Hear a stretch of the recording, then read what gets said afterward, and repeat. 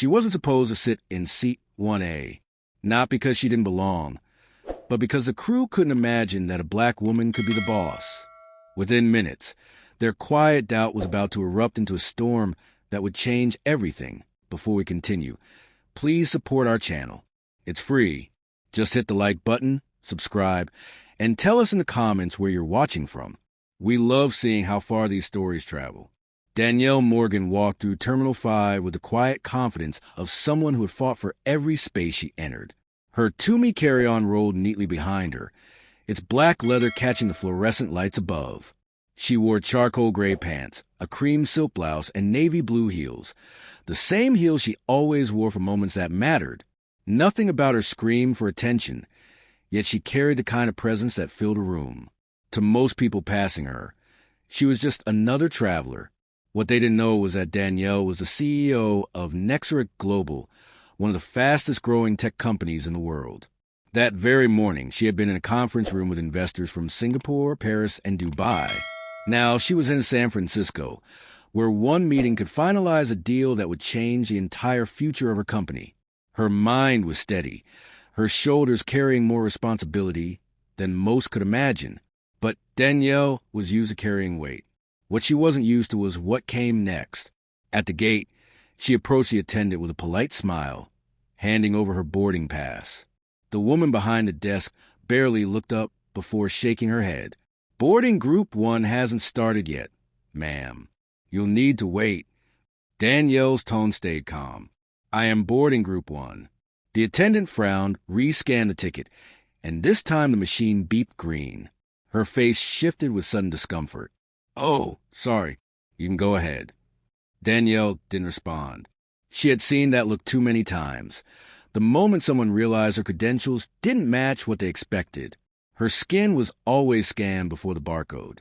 She walked down the jet bridge without another word, her heels clicking against the metal floor, unaware that those steps were about to become the most talked-about walk of her life.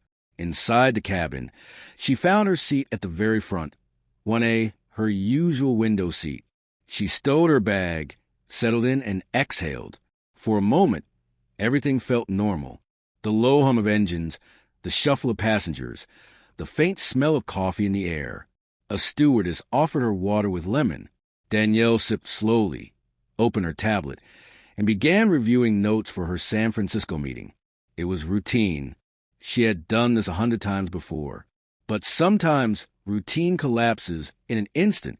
10 minutes later, the cabin was filling up when a shadow fell across her seat. Danielle looked up to find a white man in a navy suit standing stiffly beside her, a boarding pass clenched in his hand. "I think you're my seat," he said curtly. Danielle blinked, her voice steady. "Excuse me." "My seat," he repeated, showing his ticket like proof. 1A. Her fingers tightened slightly around her glass of water, but her tone didn't waver. "No, this is my seat. That's what my ticket says." The man's lips pressed in. He didn't argue further with her. Instead, he waved over a young blonde flight attendant nearby. "Excuse me, there seems to be a mix-up." The attendant turned, eyes moving from him to Danielle. A flicker of something passed over her face. Hesitation, surprise, and then she said, "Ma'am, can I see your boarding pass, please?" Danielle handed it over. The attendant scanned it, frowned, and shook her head. There must be a mistake in the system. "Sir, your seat is 1A. Danielle's chest tightened. Her ticket, her money, her seat. Yet somehow, the word still came out of his mouth. "Ma'am," the attendant continued, lowering her voice as though she were speaking to a difficult child, "we'll need you to move." The glass of water in Danielle's hand sat untouched. Around her, the cabin grew quiet. Passengers pretended not to watch, but their eyes lingered, waiting. Danielle drew a slow breath, her gaze unshakable as she met the attendant's eyes. For the first time, her voice hardened like steel. "No, you won't." The attendant's smile faltered. The man beside her scoffed. The entire cabin held its breath, because in that single refusal, the destiny of the entire flight shifted.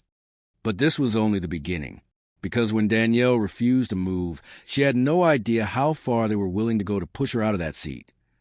The air inside the cabin felt heavier now, as if every passenger sensed something was about to break. Danielle sat upright in seat 1A, her boarding pass already returned to her water still in hand. But the man beside her wasn't ready to let it go. "Are you serious right now?" he snapped, his voice carrying just enough for nearby Rose to hear. "You're going to cause a scene over this?" Danielle didn't flinch. "There is no scene. I paid for this seat. This is my seat."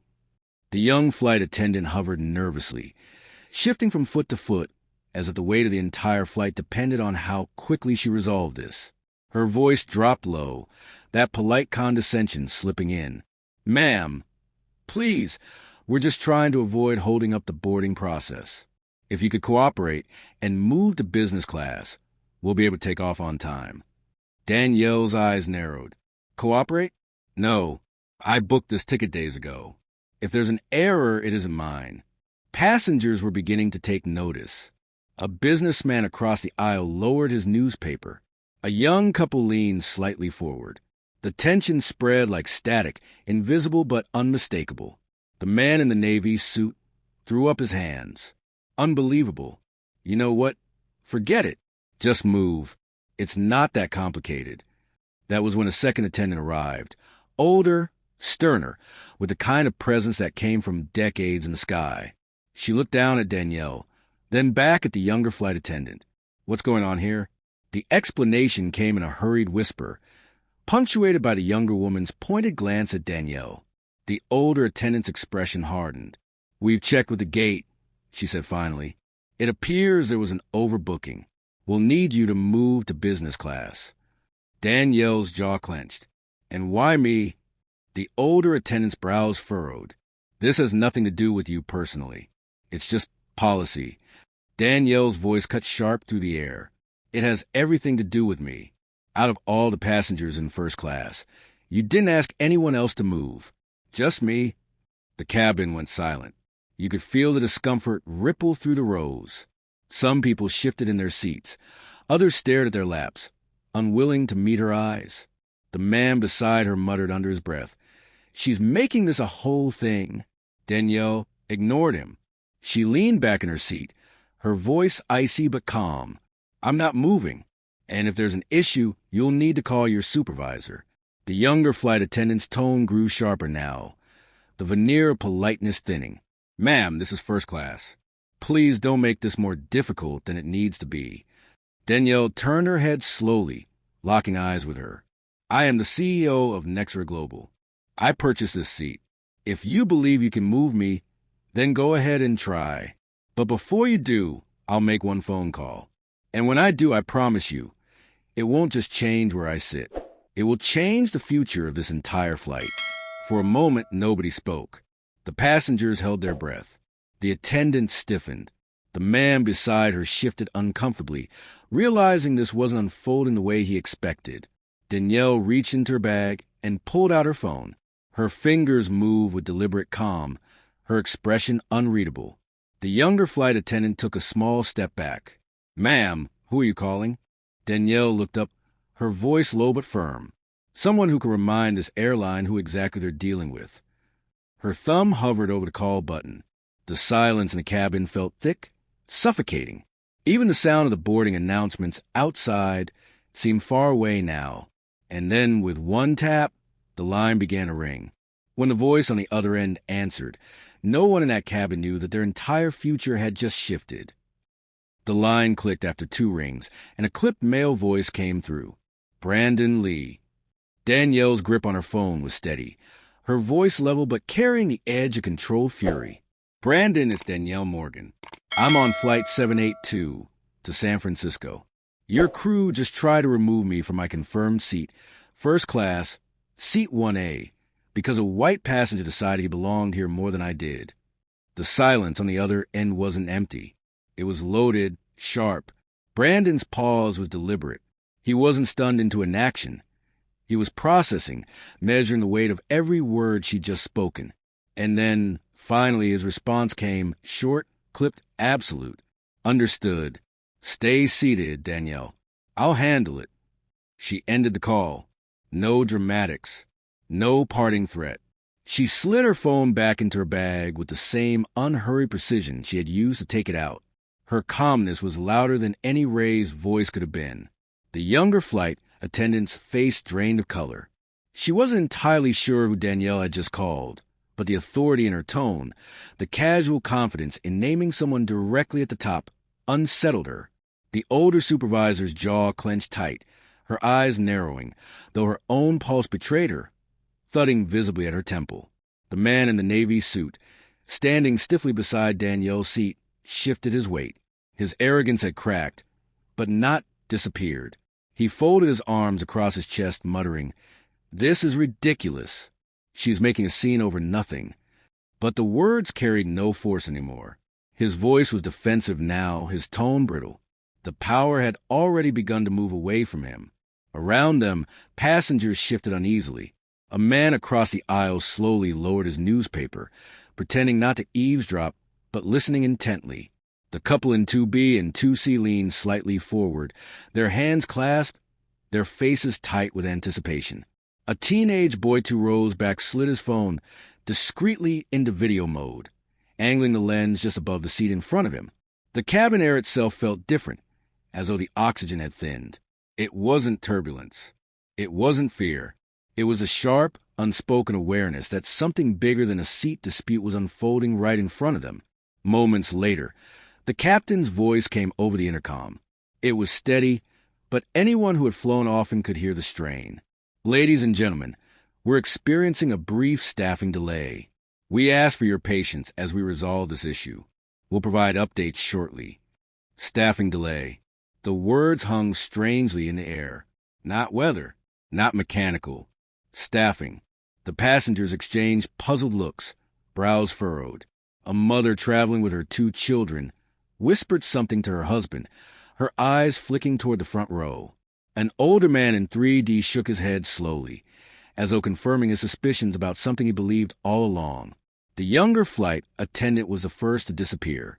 She left briskly, cheeks flushed red, her blonde bun slightly unraveling as she pushed through the curtain toward the galley. She didn't look back. She couldn't. The stern-faced supervisor followed not long after. Her steps were slower, more deliberate, her lips pressed into a tight line. She carried herself like someone who had been doing this too long to show panic. But even she couldn't mask the stiff tension in her shoulders. And then, shockingly, the captain himself emerged from the cockpit. His uniform was crisp, his expression firm, but his eyes betrayed him. He had the look of a man caught in the middle of something much larger than a boarding mix-up. He exchanged a few low words with another crew member. His hand briefly covered his mouth as if to shield the conversation. Then he, too, walked down the aisle and disappeared to the curtain. One by one, the crew was replaced. Fresh attendants entered with professional smiles, their movements crisp, precise, quiet. They didn't hover. They didn't argue. They moved with the efficient calm of people briefed thoroughly before stepping in. Passengers began to murmur. "What's going on? Why are they changing the crew? Did you see what happened with that woman in 1A? The whispers spread faster than the beverage cart ever could. Some leaned into their neighbors, their voices hushed but urgent. Others pulled out their phones, not to film but to text updates. Something's happening on this flight. First-class drama. Whole crews being swapped out. The man in the Navy suit, who had started all of it with his entitled claim, sat stiffly in the corner now, his boarding pass still clutched in his fist, but useless. A crew member gently touched his arm and guided him away. He resisted faintly at first, whispering protests, but his confidence had drained. Soon, he was led quietly to a seat much farther back. His face burned red, his eyes fixed on the floor. He avoided Danielle's gaze completely. No apology, no acknowledgement, just silence. Danielle remained exactly where she was, poised, unbothered, almost regal in her composure. She did not raise her voice. She did not argue. She simply stayed. The new attendant approached her with soft eyes, her voice lowered as though speaking to someone far above her pay grade. "Ms. Morgan, can I get you anything while we finalize takeoff?" Danielle didn't look up from her glass. "Water with lemon, please." "Of course," the attendant said quickly, disappearing and returning in seconds, as though the request had been an urgent command rather than a casual preference. Danielle thanked her with a polite nod, nothing more. Her power wasn't in performance. It was in presence. 3 rows back, the teenage boy stopped his recording, his phone trembling slightly in his hands.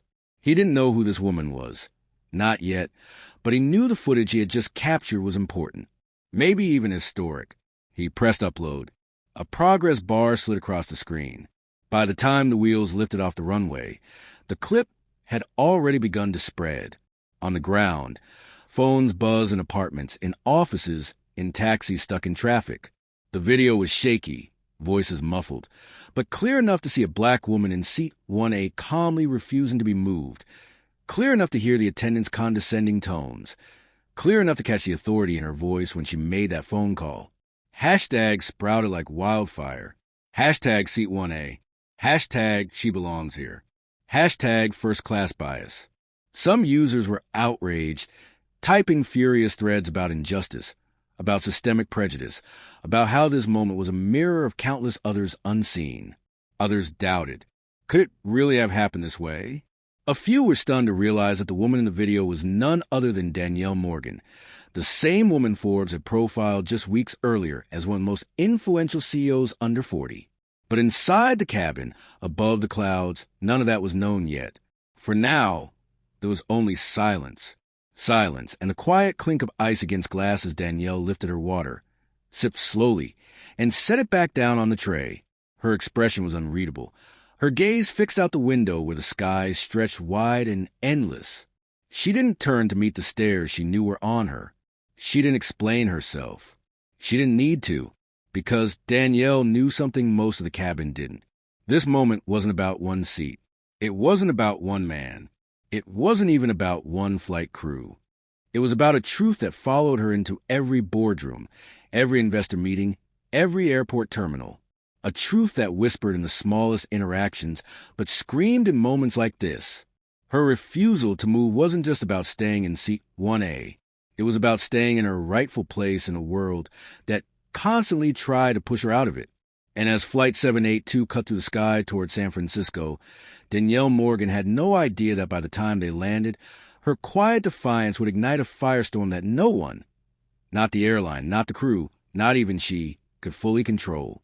But what happened after they landed in San Francisco was far bigger than one seat. It became a story that shook the entire industry. By the time Flight 782 touched down in San Francisco, the world outside the cabin was already buzzing. Danielle didn't know it yet, but the video recorded just a few rows behind her had gone viral mid-flight. What began as one shaky clip on social media exploded into a flood of reposts, comments, debates, and headlines. Hashtag Seat 1A was trending across platforms before a plane even taxied to the gate. Passengers who pretended not to notice during the confrontation now pulled out their phones as the wheels screeched against the runway. Notifications lit up like fireworks. One man in 2C leaned over to his wife and whispered, "She's all over the internet already." His voice carried the disbelief of someone watching a moment turn into history right before his eyes. Danielle stood slowly, retrieving her carry-on with quiet composure. She wasn't thinking about hashtags or viral clips. Her mind was already on the upcoming meeting in San Francisco. But she noticed the glances, the way passengers avoided her eyes yet couldn't look away. A few wore admiration, a few wore discomfort, and one or two still carried that silent question, how could someone like her belong here? She ignored them, as she had always done. But outside the aircraft, ignoring was no longer an option. The firestorm, the first headline hit within the hour. Black female CEO confronts airline bias in first class. Others followed like dominoes. Seat 1A sparks global conversation on travel discrimination. How did they not recognize Danielle Morgan? Commentators filled the airwaves, some indignant, others stunned. One anchor leaned across her desk and asked, "How do you not recognize one of the most powerful women in tech?" Another answered simply, "Because you don't expect her to look like that." The clip played on loop, Danielle refusing to move, her calm words cutting through the attendant's dismissive tones, her voice clear when she said she would make a call that would change everything. By the end of the day, it had been viewed over 12 million times. The airline scrambled to respond. A polished statement appeared on their website. "We are deeply sorry for the unacceptable treatment of Ms. Morgan aboard Flight 782. We are committed to dignity, equity, and zero tolerance for discrimination. Immediate action has been taken." But it wasn't enough. The pressure mounted. Passengers from other flights share their own quiet stories of bias, being doubted, being dismissed, being asked to prove over and over that they belonged. The airline's inbox flooded. Hashtags spread. Stock prices wavered. By week's end, the crew of Flight 782 had been removed from duty pending investigation. The captain was quietly retired. The attendants were no longer in uniform. And Danielle Morgan's name was on every news ticker in the country. But Danielle herself? She wasn't celebrating. She never did. Because for her, this wasn't about revenge. It was about respect. The invitation. A week later, Danielle received a call. Not from Brandon, not from investors, not even from reporters who had hounded her every hour since the incident. This time it was an invitation. The Global Leadership Summit. A gathering of the world's most powerful voices in business, politics, and innovation. They wanted her to speak, not about mergers, not about tech, not about profit margins. They wanted her to speak about Seat 1A. At first, she hesitated. Danielle had never sought the spotlight for anything other than her work. She didn't thrive on drama. But as she thought about the viral storm, about the passengers who whispered, about the countless messages she had received from strangers thanking her for not moving, she realized something. This moment wasn't hers alone. So she accepted the speech. The hall was vast, filled with leaders from across the globe. Cameras flashed. Reporters jotted notes. The stage lights shone warm against her skin. Danielle stepped forward, dressed once again in her navy heels. The same pair that had carried her through the airport. The same pair that had pressed firmly against the floor of Seat 1A. She looked out over the crowd, thousands of faces waiting, watching, wondering what she would say. She adjusted the microphone, took a breath, and began. "I didn't grow up in boardrooms," she said softly. Her voice carried anyway. "I grew up in foster homes, in neighborhoods where we borrowed more than we owned. I didn't inherit wealth. I didn't inherit power. I worked. I studied. I sacrificed." She paused. The silence was thick. "And I did not come this far," she continued, her voice sharpening, "to be told on a random Tuesday at 35,000 feet that I don't belong in the seat I paid for." A murmur rippled through the audience. Heads nodded. What happened on Flight 782 was not new, Danielle said. It happens every day, in smaller ways, in quieter tones, to people whose names you don't recognize. Bias doesn't always scream. Sometimes it whispers. In customer service smiles, in policy loopholes, in assumptions that tell you before your words do. You don't belong here. Her eyes swept the room. Her tone softened again. I didn't demand their jobs. I demanded respect. What happened afterward was their own doing. But understand this. When we keep rewarding ignorance with silence, it will never stop. And silence is something I will no longer give. For a long moment, the hall was silent. And then the applause began, soft at first, then swelling, then thundering. People rose to their feet. The sound filled the space, shaking the walls, reverberating into history. Danielle stood tall, her face calm, her heels grounded, her presence unshaken. Because Seat 1A wasn't just a seat anymore. It was a statement. The moral: bias doesn't always come in shouts. More often, it arrives quietly, hidden in doubt, cloaked in policy, masked in politeness. But it is still bias. It still cuts. It still tries to rewrite stories that don't fit the script it expects. Danielle Morgan refused to let hers be rewritten. She held her ground with calm, with truth, with action. And in doing so, she didn't just protect her own right to sit in Seat 1A. She protected the right of the next person, the stranger, the child, the neighbor, the colleague, to be seen, to be respected, to belong. If this story moved you, don't let it end here. Tell us in the comments, what would you have done in Danielle's place? share this video with a friend who needs to hear it. And if you believe in stories that speak truth to power, make sure you like this video and subscribe to our channel. Because sometimes the fight isn't about the seat itself. It's about making sure no one ever has to prove, over and over again, that they deserve to be there.